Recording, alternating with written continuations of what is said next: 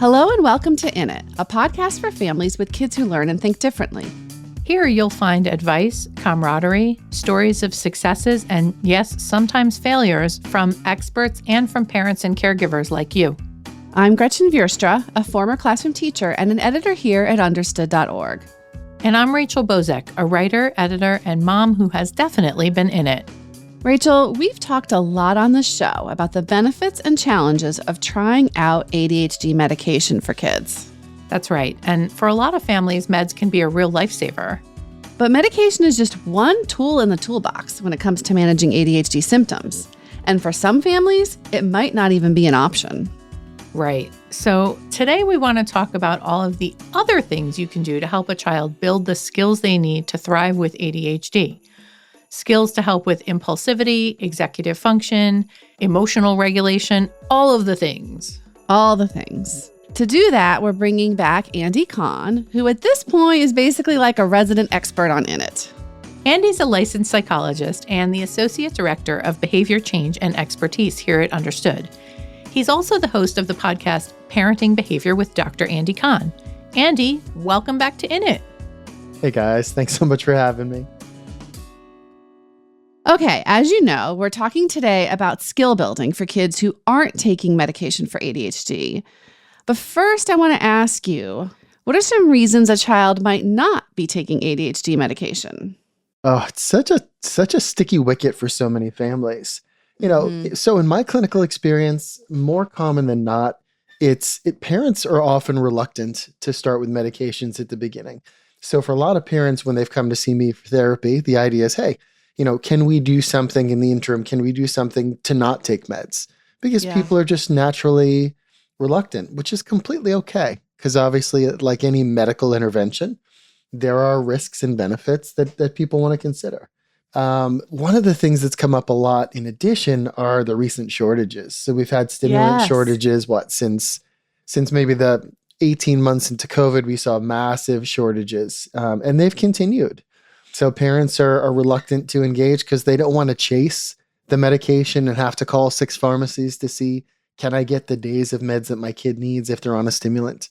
So those are really practical issues. And for some families, you can also think about things like they tried meds in the past and it didn't work. Maybe a bad side effect, or they just really weren't comfortable with how it was going, which again, very understandable. Nothing makes us more nervous and concerned than when our own kids are really uncomfortable physically as well as emotionally. And might there be times where the child says, I don't want to take this? Yeah. One of my most common topics with families is when their kids or even their older teen no longer wants to take medication or doesn't want to take it in the first place. I'll often say to parents, let's say I've got a kid who's 7, 8 years old and they're taking meds and they're doing their treatments, and they're reluctant to do skill building. One of the things I'll say to them is, one of the things developmentally we can sort of predict is that a lot of our kids, as they want to become more strong individuals, one of the things they may grab onto is, hey, I don't want to take these meds anymore. And if you don't have the right skills in place and your child's not developmentally ready to handle this on their own, that's something to be concerned with if you've had good med response. So you mentioned skill building. I want to talk a little bit more about that. What are some areas that a kid who has ADHD might need to do some skill building in? Sure. So there's some really key categories. And I think the one thing I want to emphasize here is that while we talk about categories, naturally, many of these categories will overlap, and that'll be more clear as we break them down. So when we think about things like, impulsivity, these behaviors our kids show us before they think through what they're doing and causes a lot of challenge in day-to-day life. Executive function challenges, those day-to-day activities, how they plan, organize, and execute, whether it's messy rooms to failure to do homework to coming home without your clothes, any number of things that can really be challenging for our kids. Emotional regulation is a big one. Kids with ADHD are prone to having big emotions, and in turn, from big emotions come big reactions, and this can be barriers to all kinds of daily activities in their lives. Social skills. For many kids, not being mindful of and aware of aspects of the social environment that let them be successful. And you could see where that overlaps again. If you're not emotionally regulated, you're too impulsive, it's going to make friendships a little more challenging. And one area that is always top of mind for me, particularly as kids are getting older, is self-advocacy. How do I say what I need, say what's not working for me, and get the things I need from my world through the things I do?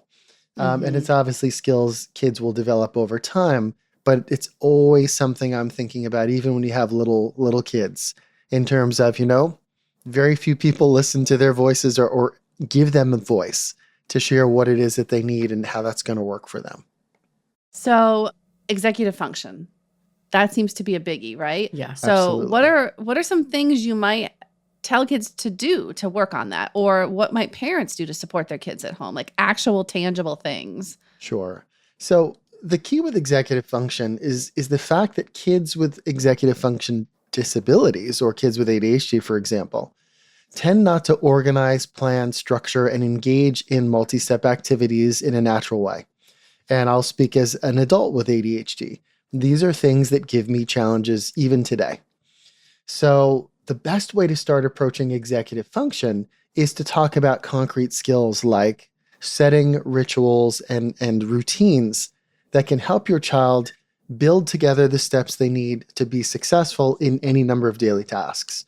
Let me start with an example here. So one of my favorite sort of case successes, I had a 9-year-old boy I was working with for a period of time, and he had really severe executive function challenges. He would come home without his belongings, rarely completed work, and his space was just a catastrophe.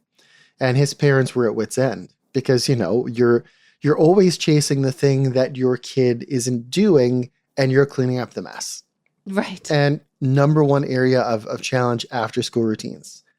He comes in the door and you hear him. The second he comes in the door slams. You hear the thud. You hear the shuffle, which is the bag hitting the floor, the shoe sliding across the vestibule.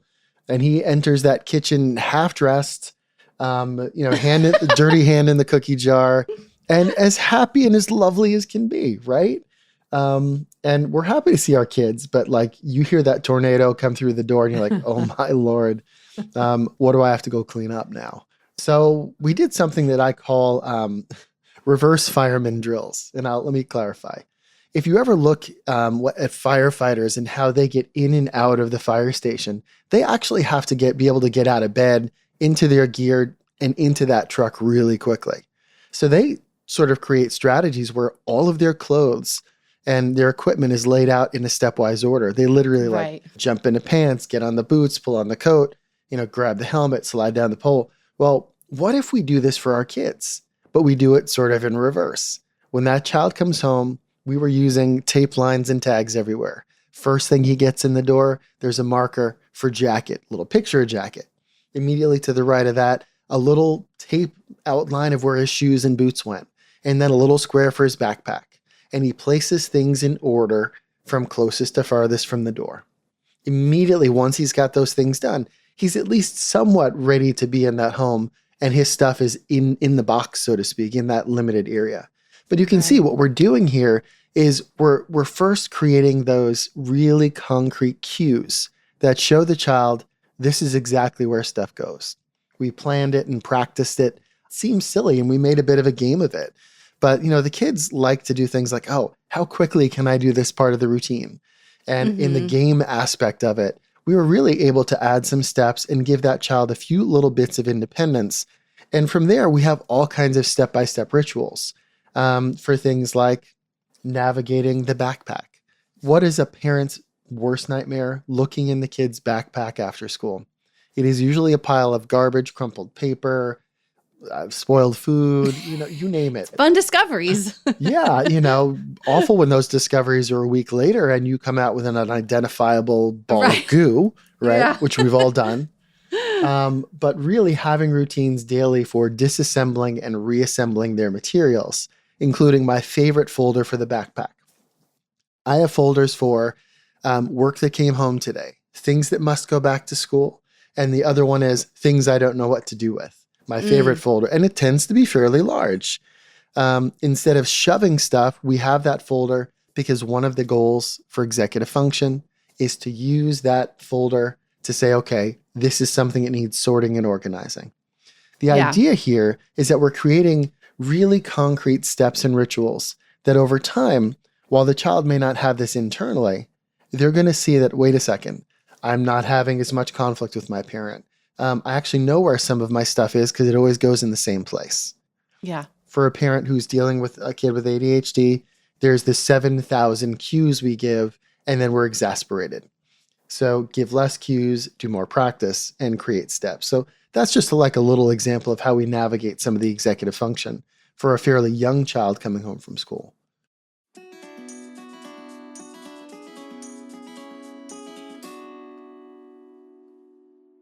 So what about social skills? What are some skill building things to do on that front? Because that I know is really hard for a lot of kids with Oh, yeah. ADHD. Yeah. And like, as we said earlier, the idea of social skills are generally things that develop more slowly for many kids with ADHD, primarily because they're struggling to pick up on the subtle cues and may not always be able to attend and focus on the things that other people want or the things they're telling you with their body and how they're speaking to you. So for a lot of kids, especially when they're young, we talk a lot about rehearsal. How do we do things like role play? And again, it can be goofy and it can feel really funny, and it's okay to laugh with your kids about this. But the idea of like practicing a greeting, the idea, hey, how are you today? And having just that one thing you're going to use to hook that conversation going a little bit more. You know, teaching kids that great conversation starters are things about like, do you have a shared interest with that child? You see, oh, they have a Pokemon on their backpack. Hey, I like Pokemon too. Do you have a favorite Pokemon? Or, you know, what cards do you have? Like any of these things that allows the kids to engage their peer in conversation. But these are things you need to practice. Very oftentimes, self-regulation and social skills are skills that come together. So before they launch into an interaction with a peer who they're really interested in chatting with, we might do a practice of a little deep breathing. Get your body and mind a little more chilled out. Take that breath and then start. It's funny because as I did that here, you know, on mic, I'm like, wait a sec, my pace is slowing down a little bit because I'm excited about I've got my buddies here who I can sort of go deep with, right? Like we all nerd out on the same stuff. So when I get excited and have people who have shared intense interests with me, what happens? I get a dopamine surge, I get a little more energetic, my words start to go fast. Then you take a breath and you're like, wait, okay, well, hang on. I can do both of these things. I can be a little calmer and I can have these conversations about shared interests and topics. The other thing that we do in terms of the role playing and rehearsal is making sure that we have opportunities for kids, you know, to have a way to get out of a conversation if they need to know how do I finish this? Sometimes the best social interaction is a brief one that's successful and ends naturally.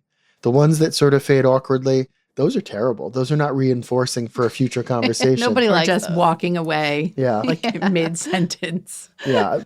The classic middle school phrase that I remember hearing when I would go off the rails would, okay, so bye. You know, and they'd go off. And I remember thinking, oh gosh, did I just come across as like this golden retriever puppy who just has no control? And you know, those were the things that happened. So being able to keep those interactions short, successful, and sweet make them more likely to happen again. And having conversations with your child from a positive slant, like, hey, did you have any nice interactions today? Are there kids you really like talking to? How's that going? For parents, when you're asking your kids about their social skills, it's really easy to say, so look, what's not going well? And starting with, hey, are you still having problem with that boy on the bus? Remember, our attention is the most reinforcing things we give our kids. So if you bring up a negative topic and they want your attention, they may dive right into that and focus on negative topics. And that really sort of can trap you so that the next day they come home, they're talking about negative things because they knew what got your attention. And that's something you can be really selective about. Yeah. If your child brings up something like, yeah, you know, I really tried to talk to Johnny today in the playground and he just walked away in the middle of it. In those situations, the most important thing you can do for your child, be present and be empathic. Oh, that must have felt really, really bad. Like, were you really uncomfortable? Okay. And then you can ask one of the most important questions. Hey, is that something you want me to help you solve? Or did you just want to share that with me? You know, I try to do that. Sometimes it's hard to remember. it is. Well, because we want our kids' distress to go away. So Yeah. our first parent instinct is, how can I fix this for you? Mhm. Which isn't always our best instinct, right? It's, our kids actually should be uncomfortable, have experience of discomfort, and be able to navigate through it, which builds them resiliency and stamina and problem solving skills. If we always make the stress go away, you get a lot of really whiny kids who don't really achieve anything cool or have the ability to do something that is difficult. And that's ultimately, none of us want to do that. It's just a trap we fall into, you know? I want to ask about another tricky area for kids with ADHD, which is one of the things you mentioned early on, impulsivity. Um, like, are there actually skill building activities you can do around impulsivity? Because that seems really hard to me. Yeah. Yeah, I think the answer is complicated, which is always is in my line of work. Yeah. Impulsivity in and of itself is a developmental skill. So if you had a toddler, you would expect that, you're going to need the childproof because they're mobile, curious, and they don't really have the ability to think through things. So when you get a toddler plus, which is your young school age child who has all the same interests, mobility, and mischief making abilities, sometimes you need to just take away access to some of the things that would be problematic for you. I'll give you an example. So there's a kid I was working with, about 8 years old, right in that sweet spot of old enough to know what we want them to do and when they shouldn't have certain things, but impulsive enough to know that, hey, I can sneak things I want when my parents aren't paying attention. So this child was routinely, during times when it wasn't allowed, sneaking their gaming system, their portable gaming system, and going in to hang in the bathroom or put it under their pillow so that at nighttime when everyone was in bed, they were staying up and gaming. And the parents were consistently saying, yeah, he's really impulsive. He can't stop this behavior.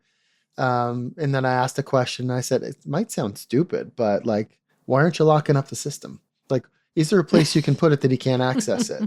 Right. And their response was, yeah, we really don't want to do that. And I'm like, do you want the behavior to change? You've been doing the same thing over and over again and you have the same result. So my instinct is that your child isn't able to control that impulse yet.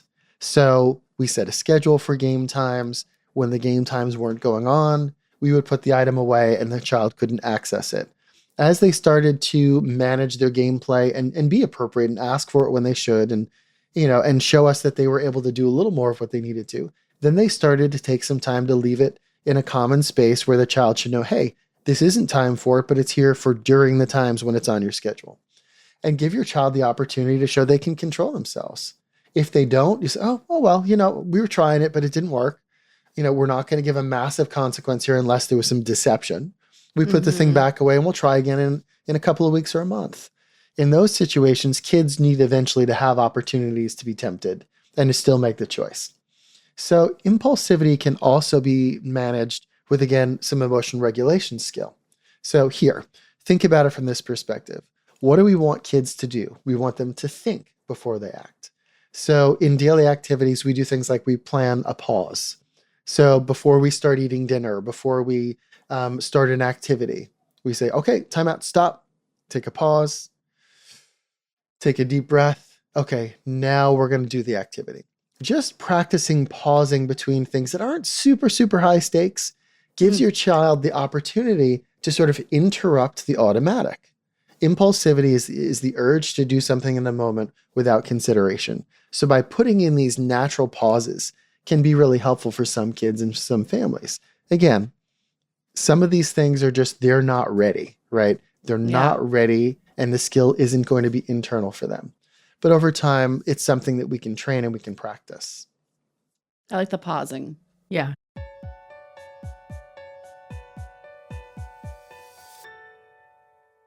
So what about self-advocacy? Because I feel like that one's a little different from like all of the rest of these. Yeah, self-advocacy at its core is a pretty advanced skill. Self-advocacy is the idea that we ask for the things that we want and we try to help the world be aware of us and what our needs are.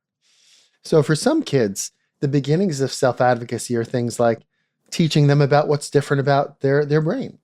When kids have ADHD and they're struggling and they get frustrated, those are great education opportunities for parents to say, this is part of how your brain is wired. It's really difficult, but we're going to develop strategies for it. In the meantime, for example, if a child is in school and let's say they've got a 504, they've got an accommodation plan, and they're struggling with something, parents can talk to kids about what's on their plan. So like, oh, wait a sec, this space is too noisy, or I need to put on my noise canceling headphones.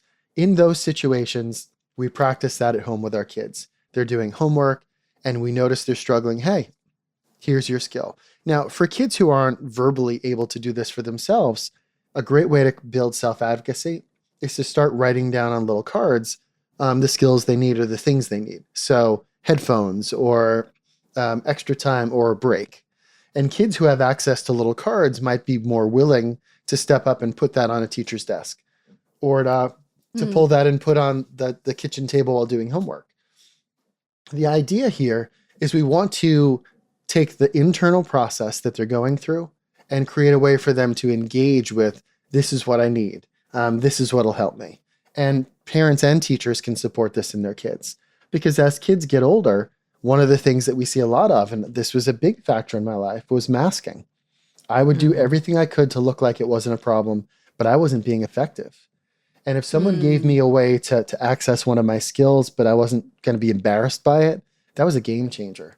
I wanted to avoid shame and embarrassment at all costs. And I think that's a big factor as kids grow up with ADHD. If they're diagnosed a little older, they're teenagers, they're going to say, I don't want my 504. I don't want to look different. So we have to figure out how to look less different, Yeah. So self-advocacy really comes from, you have to have an understanding a little bit about how your brain works and what you need, and then whatever level of willingness to ask for that and giving them permission and praise. So when kids self-advocate, if they do that in class, the parent might say, hey, if my kid uses their self-advocating cards, let's say a couple times a day, can you drop me an email and I'm going to give them a reward at home? In those situations, we want to give them a little bit of indication. This is great. The best way to do that is to praise. If you can, in a subtle way, say, really proud of you for using your skills. It's a really big deal. And look what happened. You got your work done. Why do we do that? Because that's really the reward. You were able to, on your own, see what you needed, ask for what you needed, and be successful. Because remember, these differences in ADHD aren't things we're necessarily going to outgrow, but we can accommodate it. We can develop skills. And that's what we want our kids to be, independently accessing what they need to thrive and be successful.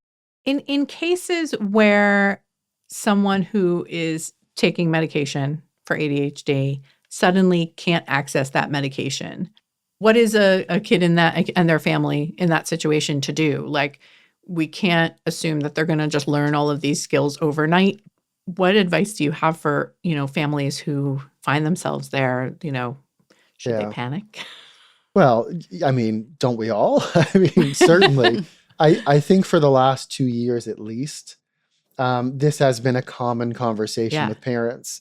In terms of problem solving, skills are the key. We're going to be saying, listen, what we've learned based on what the availability of medications are is that we need to be building these skills. And then we need our crisis plan, which is if my child doesn't have their medications, what are we going to share? And how are we going to make this, navigate and bridge this with places like coaches and teachers and friends? So in those situations, pre-teaching teachers saying, hey, we're struggling sometimes getting our meds. So if we're struggling at the end of the month, I may send in a note to you saying, this is where my kid's at right now.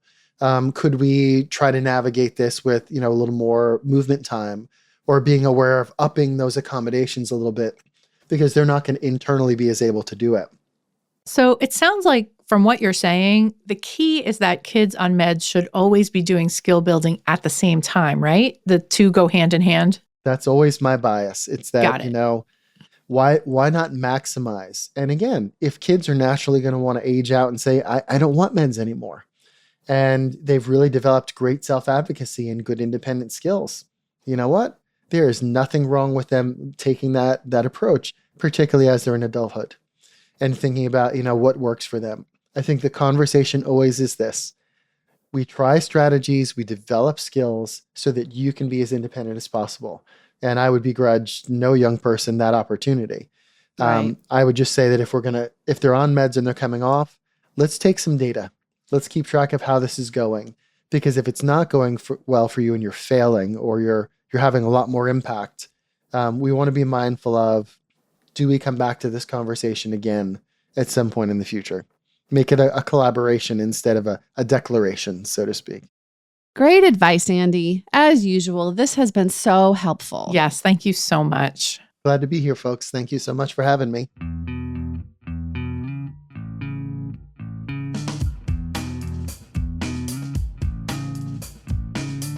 Thanks so much for listening today. If you have any thoughts about the episode, we'd love to hear from you. You can email us at init@understood.org. And check out the show notes for this episode, where we have more resources and links to anything we mentioned. This show is brought to you by understood.org. Understood is a nonprofit organization dedicated to empowering people with learning and thinking differences like ADHD and dyslexia. If you'd like to help us continue this work, donate at understood.org/give. It is produced and edited by Julie Subrin, with additional production support from Cody Nelson and Samaya Adams. Justin D. Wright mixes the show, and Mike Errico wrote our theme music. Brianna Berry is our production director. Neil Drumming is our editorial director. From understood.org, our executive directors are Laura Key, Scott Cocchiere, and Seth Melnick. Thanks for listening. And thanks for always being in it with us.